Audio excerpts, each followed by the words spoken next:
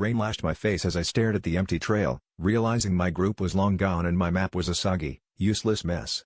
Panic clotted my chest, but with every desperate breath, something inside me snapped. This was on me now, and no one was coming to save me.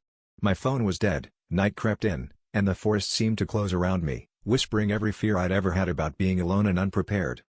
I remembered the stories I'd heard of people giving up, letting fear win, but I refused to be one of them. Using my shoelace and a broken branch, I rigged a makeshift compass with a rusty pin from my backpack, recalling an old trick I'd seen online. I rationed my granola bars, built a crude shelter from wet leaves, and talked myself through each hour. If I could survive one more night, I could survive anything.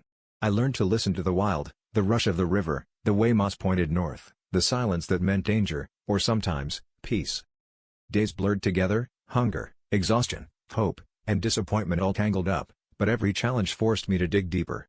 I stopped waiting for a miracle and started trusting my instincts, patching up my mistakes with grit and a stubborn will to keep moving.